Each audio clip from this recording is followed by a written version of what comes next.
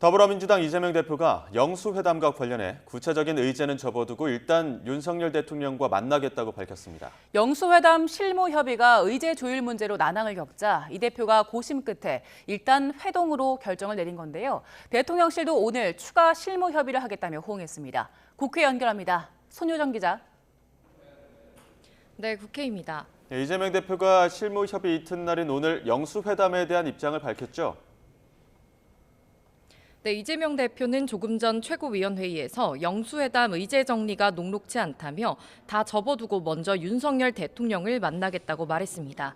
이어 민생 현장의 참혹한 현실을 제대로 전달하고 또 필요한 조치를 요청하겠다고 밝혔는데요. 윤 대통령을 향해 국민의 어려운 상황과 총선 민의를 잘 들어주고 난국을 어떻게 타개할 수 있을지 절박한 심정으로 함께 고민해달라고 부탁했습니다. 이 대표는 무엇보다 지금 이 위기에서 벗어나지 못하면 몰락한다는 각오로 반드시 회담의 성과를 만들어내도록 노력하겠다고 덧붙였습니다. 어제 2차 실무협의에서 회담 의제를 두고 대통령실과 이견을 확인했지만 우선 영수회담부터 성사시키겠다는 뜻을 밝힌 건데요. 이에 대통령실은 이 대표 발언 직후 오늘 오전 민주당과 영수회담 관련 추가 협의에 나서겠다고 밝혔습니다. 영수회담 일정과 배석자 등을 조율할 것으로 보이는데 이번 주를 지나 다음 주에 개최되는 쪽이 유력해 보입니다. 앞서 민주당은 실무협의에서 1인당 25만 원 민생지원금과 최상병 특검법 수용 등 민생과 국정 분야의 여러 의제를 제안하고 대통령실의 입장을 요구했는데요. 하지만 대통령실은 구체적인 의견을 내놓는 대신 일단 만나 이야기를 나누자고 한 것으로 전해졌습니다. 네, 이번엔 각 당의 상황 살펴보겠습니다. 국민의힘은 차기 당권 주자, 또 민주당은 22대 첫 원내대표 선출을 앞두고 있죠. 네, 먼저 총선 참패 이후 지도부 공백 사태에 직면한 국민의힘에서는 차기 당권 주자 후보군 이름이 거론되고 있습니다. 당장 당대표 후보로는 나경원 당선인이 원내대표 후보로는 이철규 의원이 유력하게 언급되고 있습니다.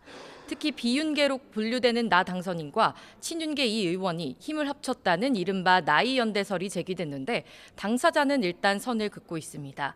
다만 이철규 의원이 어제 윤재옥 원내대표 겸 당대표 직무대행과 비공개로 만난 사실이 알려지면서 차기 원내대표설에 힘이 더 실리고 있습니다. 이 의원은 앞서 YTN과의 통화에서 당이 어려운 상황에서 헌신해달라는 동료 의원 요구에 고민 중이라며 출마 권유가 있었다는 사실은 인정했습니다.